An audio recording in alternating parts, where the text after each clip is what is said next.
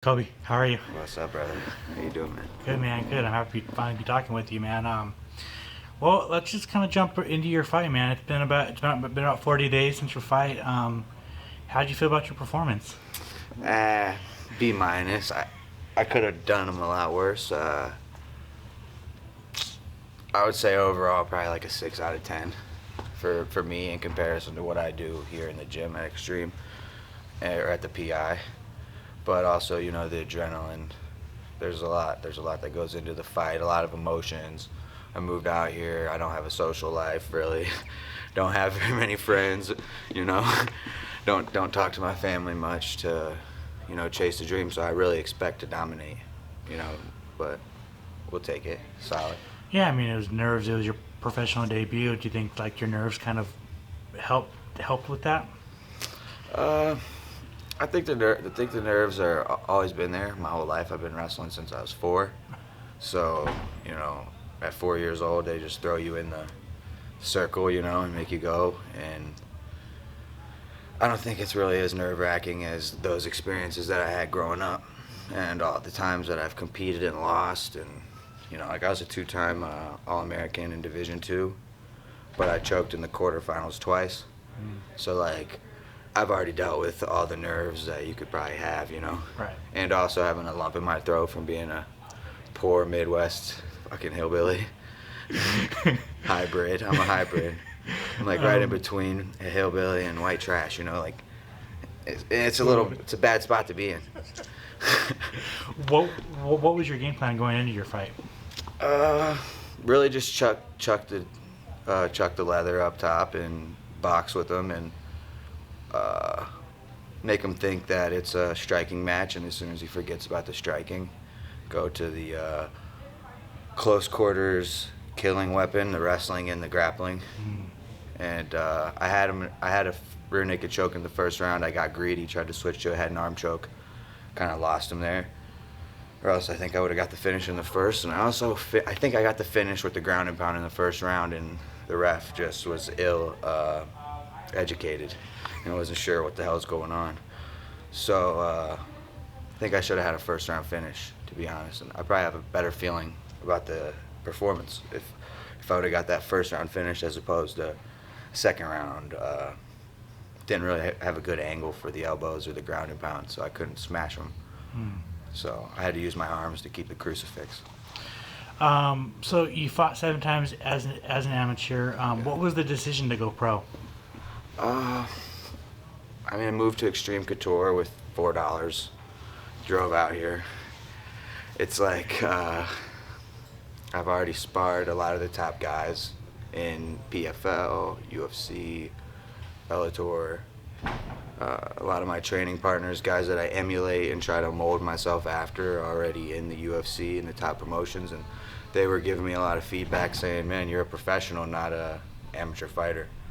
So your style will carry over very well to professional. So, and I was trained at Strong Style, and I was emulating Stipe Miocic and Marcus Marinelli in Cleveland, and I think I was already well ahead of schedule, but I couldn't get amateur fights in Ohio, so I couldn't turn professional. You needed 8. So I was thinking about turning pro in Ohio, but couldn't, and then moved out here, took a fight on 11 days notice, lost the fight, gassed out, mercilessly ground and pounding the guy. If you watch the video, gassed out, hit him like 85 really hard times, and then gassed the fuck out. But I never hit a guy as hard as I could like that before in a fight. So I smashed the guy, lost, and then it delayed me from turning pro, because I'm like, how am I going to turn pro if I just lost as an amateur? Gotcha. And that kind of made me reconsider how I do things. And the coaches, Eric Nixick at Xtreme Couture, Dennis Davis, but specifically Eric, with the mindset, talking to me about treating this like a serial killer. Your heart rate doesn't ever pick up. You shouldn't be too excited, because I'd beat a lot of the top guys in the gym, and I'd come to Eric and be like talking to him like all proud, too excited a little, But I'm like, I'm beating this guy. He's the GOAT, and I could take him down. But I go talk to Eric. Eric's like, bro, just be a serial killer, bro. You don't get too excited about this shit. You do this every day. So, I just keep compiling the good days over time. Like the pro wins will come routinely, like, you know what I mean, like using a Q-tip or fucking for all the lazy fuckers, you know, picking lint out of your belly button, whatever, picking your nose.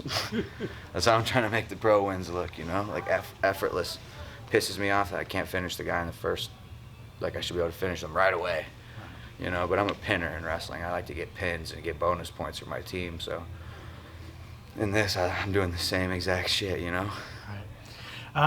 So for anybody that doesn't know your story, how did you get into mixed martial arts?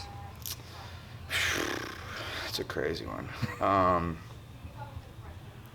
So I went to Strong Style and started doing some boxing while I was finishing college, and that's when I really trained. But beforehand, I fought 3 times with no MMA experience, no training, never hit a mitt, never boxed, never kicked a bag, didn't know anything about MMA. And took my first 3 fights like with like a hood gene wrestling approach, you know, like let me use this like I'm gonna use my wrestling to get to chokes and finish people, and I did that pretty decent and ended up fighting for an amateur belt against a guy who I think maybe had 8 fights at the time, and I got choked. So after that, I you know, started taking martial arts serious and learning the different styles and boxing, kickboxing, wrestling, grappling. So yeah, I mean, it's been a long journey, especially becoming a pro. It took a long time. I wasn't sure if I was doing the right lifestyle, the right path. And then you know, Eric Nixick and my coaches here at Xtreme Couture kind of revamped my career, gave me almost a second chance at life, is the way it feels to me, being out here training with the top guys and being at one of the #1 gyms in the world with the best coaching in the world. So yeah, my fighting career has been definitely up and down for sure, though. It's not an easy thing to do, you know. Where did you wrestle in college? Notre Dame College in Cleveland. It's a Division II school. Yeah, there's been a lot of people coming out of that college. Yeah, It's wild. Yeah, do some research. If you do some research and go to Flow Wrestling and watch one of our grind practices. It's in 2014. We won NCAA's. We had AJ McKee, Joey Davis, Garrett Lineberger, me, Brian Hauser, Garrett Lineberger, who signed with One Championship. Obviously, AJ's the Grand Prix champion. Terrence McKinney. I think Cody Garbrandt was there for a couple weeks, maybe a semester or something. Yeah, our coach Anthony Ralph was a master recruiter. He knew the psychology. Like, he got all the like, this guy's like definitely going to be a fighter when he's done wrestling. You know, any of those guys, he'd just like collect them. You know, there was a lot of us, man. It's unbelievable. Yeah, no. 40, I think there was 45 guys who fought in MMA that wrestled for Notre Dame. It's fucking crazy. Yeah, just a bunch of killers, man. What made the decision for you to come to Xtreme Couture? And then I was talking with Eric, and he said that you've kind of clicked up with Jake Shields. Yeah. What in Jake do you kind of see in yourself, and like why do you click with him? I mean, just like really hard-nosed approach to training. Like, it's not, you're judged off your work ethic, not really like how you talk and how well you socialize. You know, like Jake just wants to get after it. He just wants to shake hands, go live, and get to it. And when I first met Jake, we were grappling for an hour and a half, 2 hours a day, and he would just, you know, had an arm choke me over and over, leg lock me, you know, just hit me with a bunch of nasty submissions. And once I got the opportunity to learn from him, I couldn't turn it down, right? And he's obviously bigger than me. He's a welterweight, I'm a flyweight or a bantamweight. So he just chokes me over and over and over, and kind of helped me refine my grappling on the wall, controlling the back, finishing people with chokes, ground and pound. But yeah, and he's really been more of like a mentor as well, because Jake and I, he could just see some days like how I'm doing, and he knows that I'm a fighter at heart, and I use my emotions when I train, so he kind of understands that, and can he'll trigger me, like talk to me after my fight, and 2 days after he's like, man, you backed up way too much, you looked like shit, kind of. So it got me right back into the gym, so. But yeah, we have a very similar style, and I think I'm like a Jake Shields with a little more athleticism. And Dangerous. yeah, so and he helped me just kind of understand I could be myself. I don't have to like act like a nerd for these guys or anything. I could just be myself and smash guys, and it'll change my life. He'd be like, dude, you smash 4 or 5 guys, your life's different. You're gonna have a different life, and that's obviously why I put everything into this: my brain, my heart, my balls. Right. But Right. Man, and finally, what do you want your 2022 to look like? I mean, whatever I could get. I mean, I just want to improve every day and get to the next level. I have a lot of personal goals that I want to achieve. Like, I want my boxing obviously to be sharper, my striking to look a little more polished. I want to hit guys a little harder. But yeah, it'd be great if I could get 3-4 fights in this year and maybe get hopefully signed by a big promotion. But I think if I was sitting at 4-0, 5-0 with some nice wins, maybe if I troll a few people like these new school dudes, just see a boxer at a gym and just fucking smack the shit out of him and grab a high crotch and slam him on his head, I could do that and go viral off that. But right now I'm 1-0 as a pro, so if I start popping my shit like that and acting crazy, no one will know who I am.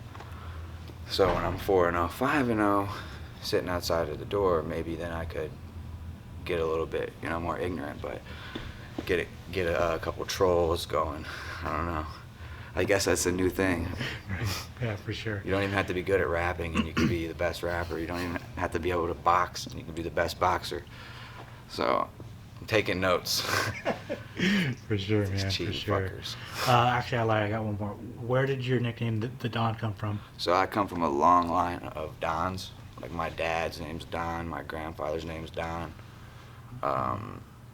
So I really just wanted to pay homage to them. Gotcha. So, yeah, and they're Dons. Cobey Don, Cobey Fehr. I'd hear that all my life. So now it's like, I'm the Don. Motherfucker, quit saying that. Cobey Fehr. I'm like, I'm the Don, Right. And also, it's my grandfather's name, and it's I think it's a lot of respect to my dad and my grandfather.